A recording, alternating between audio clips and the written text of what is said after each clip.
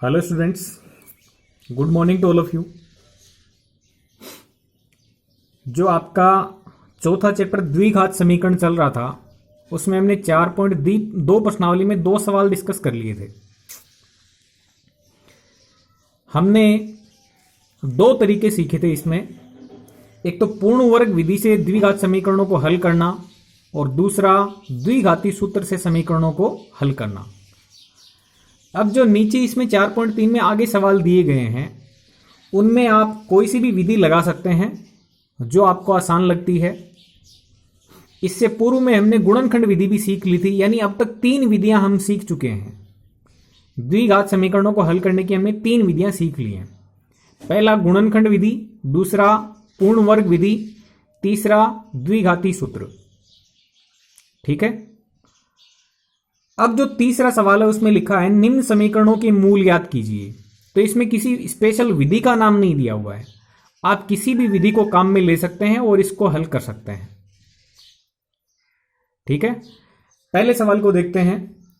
x - 1/x बराबर 3 दिया हुआ है और साथ में एक कंडीशन भी दी गई है कि x का मान 0 नहीं है और होना भी नहीं चाहिए क्योंकि x हर में है। हम जानते हैं कि जो भी संख्या p/q के रूप में लिखी जाती है उसमें q का मान कभी भी 0 नहीं होना चाहिए, मतलब नीचे वाली संख्या का मान 0 कभी भी नहीं होना चाहिए।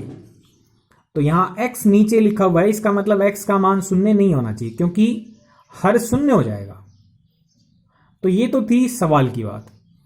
अब इसके मूल ज्ञात करने हैं तो हम इस पूरी समीकरण को x से गुणा कर लेते हैं। x से गुणा क्यों कर रहे हैं? ताकि ये जो x नीचे हर में दिया हुआ है ये कट जाए। तो इस पद को हम x से गुणा करेंगे तो x गुणा x स्क्वायर, 1/x को हम x से गुणा करेंगे तो x कट जाएगा। देखो 1/x को x से गुणा करेंगे तो गुणा में ऊपर नीचे वाली संख्या कट जाती हैं, 1 बचेगा माइनस का। बराबर में x से गुणा कर रहे हो तो दोनों पक्षों को गुणा किया जाता है और हर पद को गुणा करते हैं। तो 3 को भी x से गुणा कर लेंगे यानी 3x हो जाएगा। तो यह समीकरण आपकी इस रूप में आ जाएगी, x² - 1 बराबर 3x। यदि 3x का इधर पक्षांतरण कर दें तो प्लस की बजाय ये इधर आके माइनस की हो जाएगी, यानी x² - 3x - 1 बराबर 0। इस समीकरण का द्विघात समीकरण के रूप में रूपांतरण इस तरीके से हो जाएगा। ठीक है। अब ये जो समीकरण आपको दी गई है इसकी यदि हम व्यापक द्विघात समीकरण से तुलना कर लें, यानी ax² + bx + c बराबर 0 से तुलना कर लें तो a का मान आपको 1 मिलेगा, b का मान आपको -3 मिलेगा, c का मान आपको -1 मिलेगा।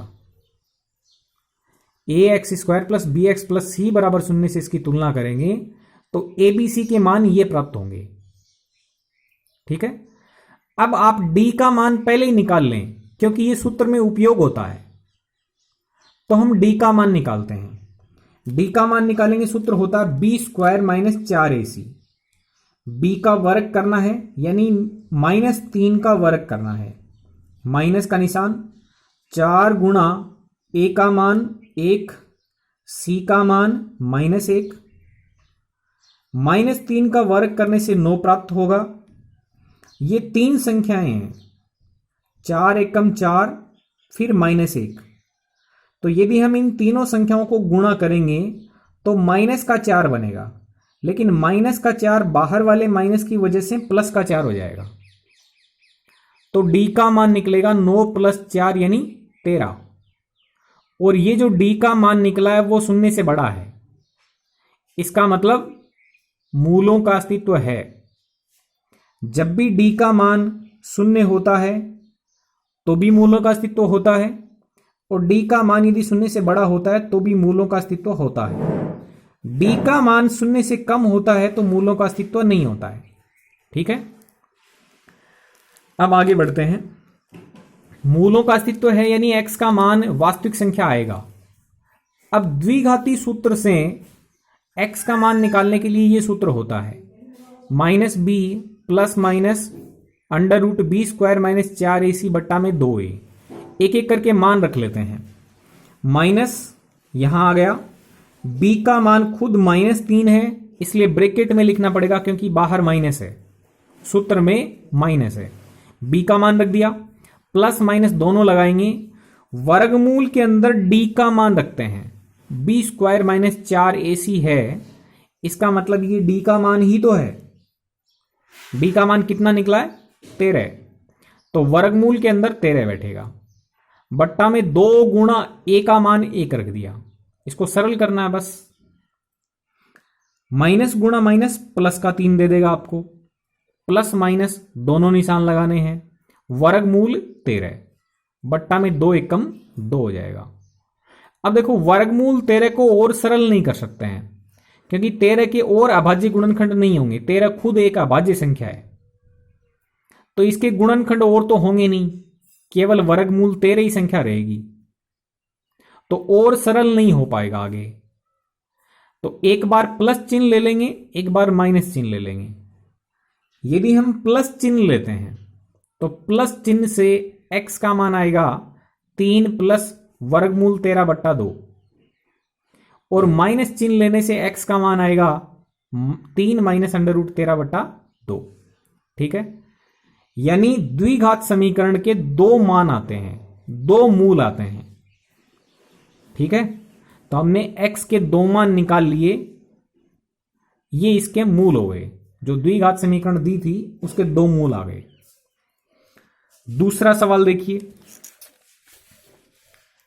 दूसरे सवाल में आपको समीकरण कुछ इस तरीके से बना के दी है, 1 बट्टा एक्स प्लस 4 माइनस 1 बट्टा एक्स माइनस 7 बराबर 11 बट्टा 30। और एक बात और लिखी है इसमें कि x का मान -4 नहीं है और x का मान 7 भी नहीं है। -4 क्यों नहीं है? क्योंकि x का मान यदि -4 रख देंगे तो 1 बट्टा 0 बन जाएगा, और x का मान यदि 7 रख देंगे तो यहां पर 1 बट्टा 0 बन जाएगा, जबकि हर शून्य कभी नहीं बनना चाहिए।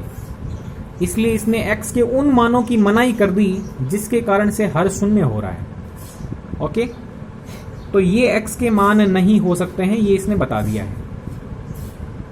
अब देखो ऐसी समीकरण आएगी तो उसको सरल करने के लिए आप लघुत्तम ले लेंगे।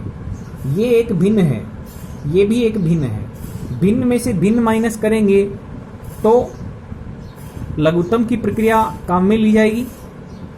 x प्लस 4 x माइनस 7 दोनों अलग अलग संख्याएं हैं तो लघुत्तम में दोनों लिखी जाएंगी, x प्लस 4 भी आएगी और x माइनस 7 भी आएगी। ये दोनों संख्याएं लघुत्तम में आ गई। अब देखो इस x प्लस 4 का भाग यदि हम लघुत्तम में देते हैं तो x प्लस 4 कट जाएगा और x माइनस 7 बचेगा।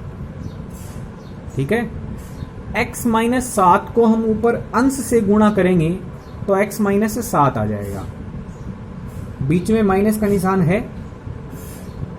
फिर x माइनस 7 का भाग देंगे इस लघुत्तम में, इस लघुत्तम में हम x माइनस 7 का भाग देंगे तो x माइनस 7 कट जाएगा, x प्लस 4 बार भाग जाएगा। x प्लस 4 को अंश 1 से गुणा करेंगे तो x प्लस 4 ही आ जाएगा। 1 से किसी भी संख्या को गुणा कर लो वही संख्या आती है, तो x प्लस 4 आ जाएगा। अब x प्लस 4 को मैंने ब्रैकेट में इसलिए लिखा है क्योंकि बीच में यहां पर माइनस था, तो बाहर वाला माइनस अंदर वाले निशान बदलता है, इसलिए ब्रैकेट रखना जरूरी है। यहां ब्रैकेट नहीं लगाया मैंने क्योंकि इसके बाहर आगे कोई संख्या नहीं है जिसके कारण से निशान परिवर्तित हो सके। यदि माइनस यहां पर होता तो हम जरूर इसके ब्रैकेट लगा देते, क्योंकि माइनस होता है वही निशान बदलता है, प्लस कभी निशान नहीं बदलता है। तो बीच में माइनस होने की वजह से यहां इस x प्लस 4 के ब्रैकेट लगाना पड़ेगा। बराबर में 11 बट्टा 30 है। अब देखो इसको सरल कर लेते हैं। x माइनस 7 ये रहा, माइनस अंदर वाले दोनों निशान बदलेगा, यानी जो x प्लस का है वो माइनस का हो जाएगा, जो प्लस का 4 है वो माइनस का 4 हो जाएगा। तो देखो यहां से संख्या क्या बनेगी, x माइनस 7, जो x प्लस का है वो इस माइनस के कारण माइनस का हो गया, जो प्लस का 4 है वो इस माइनस के कारण माइनस का 4 हो गया। ठीक है, अब देखो x प्लस की संख्या x माइनस की संख्या दोनों कट गई, माइनस की टोटल कितने हुए 11, तो ऊपर बन गए माइनस के 11, बट्टा में लघुत्तम वाली संख्या पूरी पड़ी है x प्लस 4 गुणा x माइनस 7 बराबर में 11/30। ठीक है, अब बच्चों यहां पे ध्यान दीजिएगा, बराबर का निशान है, एक भिन्न तो इधर बनी हुई है और एक भिन्न इधर बनी हुई है। ठीक है, दोनों भिन्नों में अंश 11-11 है, इसका मतलब दोनों का जो अंश है वो 11 के पाड़े से कट सकता है। 11 के पाड़े से काट देंगे तो 11 एकम 11, 11 एकम 11, बाकी सब सेम। माइनस का 1/x प्लस 4 x माइनस 7 बनेगा, 1/30 बन जाएगा। ठीक है, ताकि बड़ी संख्याएं नहीं बने। हम काट क्यों देते हैं? काट इसलिए देते हैं ताकि बड़ी संख्या नहीं बने।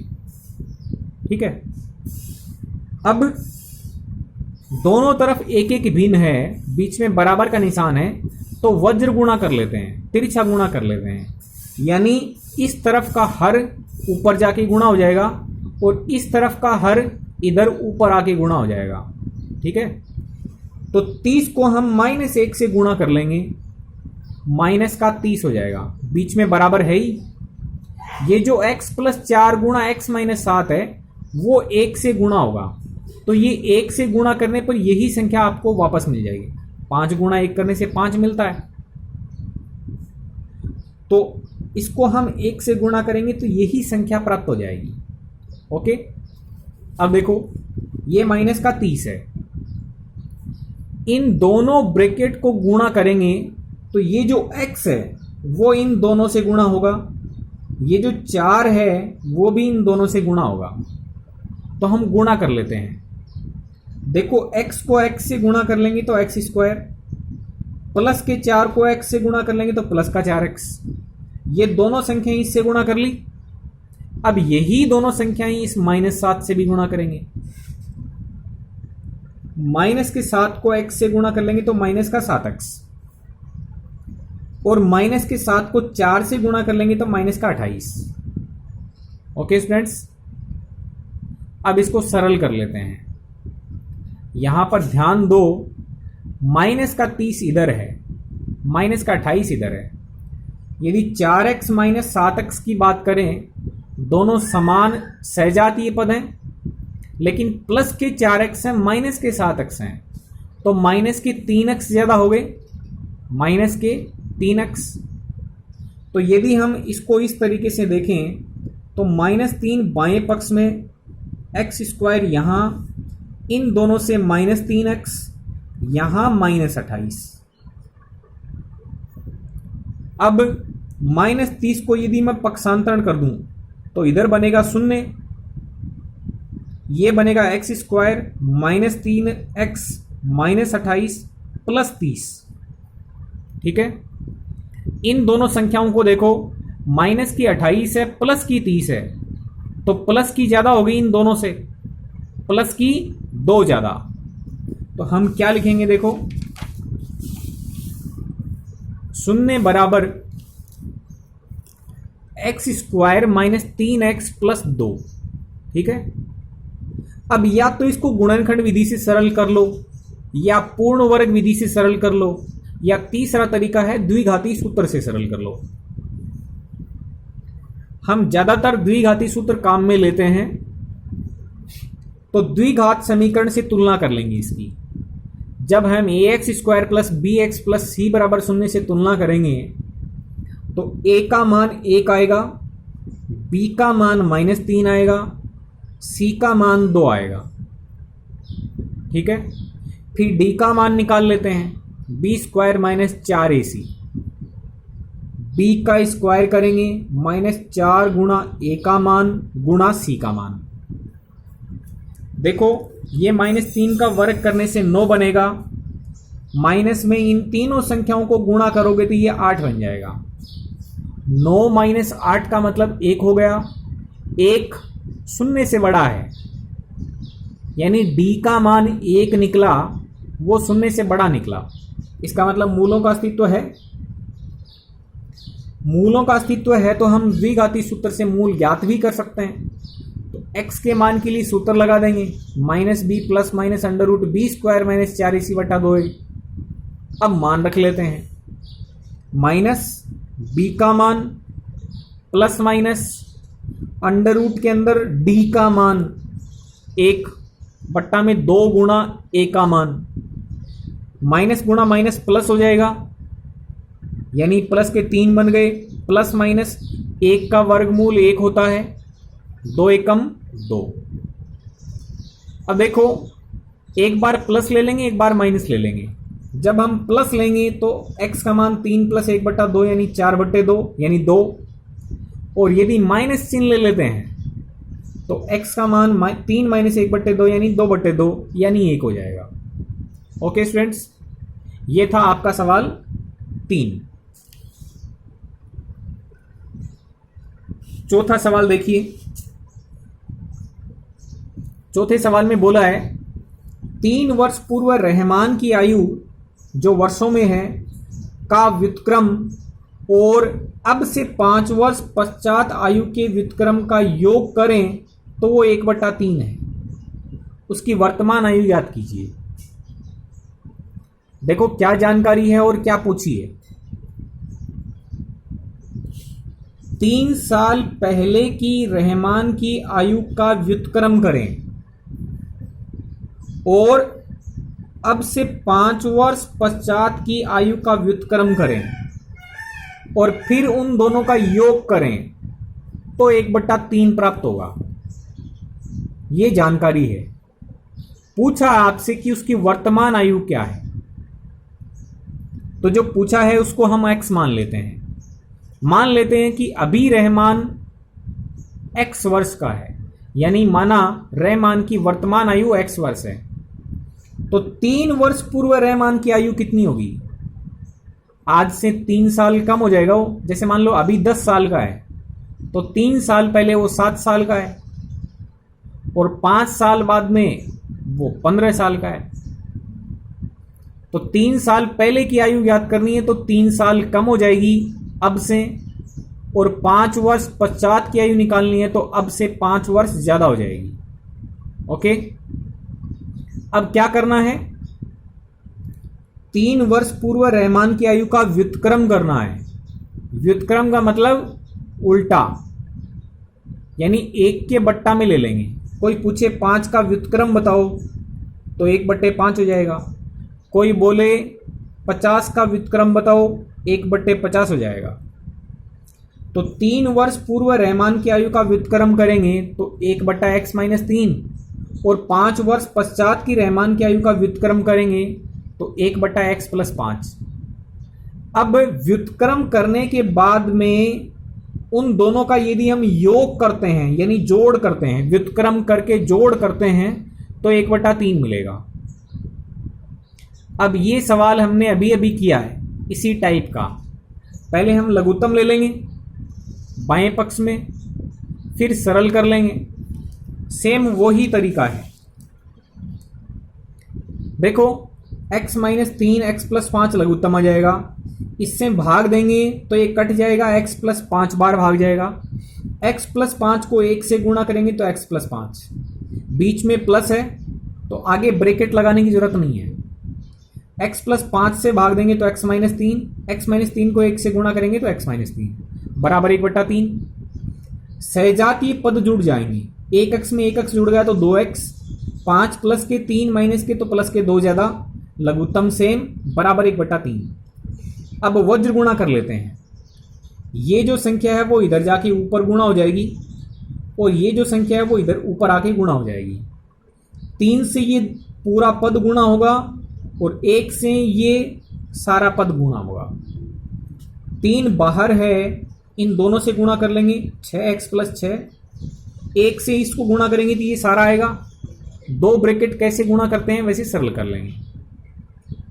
फाइनली पक्षांतरण करने के बाद में आपके पास में ये समीकरण प्राप्त होगी शून्य बराबर x square minus 4x minus 21। अब देखो, या तो आप इस स्टेप में जाके द्विघाती सूत्र लगा सकते हो। एक तरीका तो ये कि द्विघाती सूत्र लगा लो, और इससे पहला जो हमने तरीका देखा था वो पूर्ण वर्ग विधि थी, वो भी लगा सकते हो। लेकिन गुणनखंड आसान दिख रहे हैं मेरे को, इसलिए मैं गुणनखंड विधि लगा सकता हूं। इसने बोला तो है नहीं कौन सा लगाओगे, आप कोई सा भी लगा सकते हो। तो देखो, हम टुकड़े ले लेते हैं। यदि हम माइनस का 7x ले लें प्लस का 3x ले लें, तो दोनों से देखने पर माइनस का 4x ज्यादा हो जाएगा। और यदि इन्हीं दोनों टुकड़ों को हम गुणा करेंगे तो माइनस का 21 बनेगा। बन रहा क्या? देखो, बाहर वाले पदों का गुणा करने से 1 गुणा माइनस 21 आना चाहिए। तो माइनस का 7 गुणा प्लस 3 करेंगे तो माइनस का 21 बनेगा कि नहीं बनेगा? बनेगा। और इन दोनों से यदि कम ज्यादा देखें तो माइनस का 4x। तो इसके गुणनखंड कर लिए हमने। अब इन दोनों में से कॉमन ले लेते हैं x माइनस 7 बनेगा। इन दोनों में से 3 कॉमन आ जाएगा, x माइनस 7 बनेगा। फिर से इस पद में और इस पद में कॉमन आ जाएगा x माइनस 7। पहले पद में x बचेगा, दूसरे में प्लस का 3 बचेगा। अब वही विधि है, दो गुणनखंडों का गुणनफल शून्य के बराबर है, तो या तो ये शून्य के बराबर है या ये शून्य के बराबर है। तो एक बार तो x माइनस 7 बराबर शून्य रख लेंगे, और या फिर x प्लस 3 बराबर शून्य रख लेंगे। जब हम x माइनस 7 बराबर शून्य रखेंगे तो x का मान 7 निकलेगा, और x प्लस 3 बराबर शून्य रखेंगे तो x का मान माइनस 3 निकलेगा। लेकिन x बराबर माइनस 3 जो निकला है वो असंभव है, क्योंकि x क्या थी? x रैमान की वर्तमान आयु थी। तो रैमान की वर्तमान आयु माइनस 3 वर्ष थोड़े हो सकती है। x क्या है? रैमान की वर्तमान आयु मानी है। तो x के 2 मान निकले हैं, यानी रैमान की आयु या तो 7 साल है या फिर रैमान की आयु माइनस 3 साल है। तो माइनस 3 वर्ष कोई आयु थोड़ी होती है। तो ये एक आयु है, इसलिए x का मान ऋणात्मक नहीं हो सकता, यानी असंभव है। तो x का मान हो जाएगा 7। इसका मतलब रैमान की वर्तमान आयु 7 वर्ष है। ओके स्टूडेंट्स, इस तरीके से आपको ये सवाल कर लेने हैं। Thank you very much.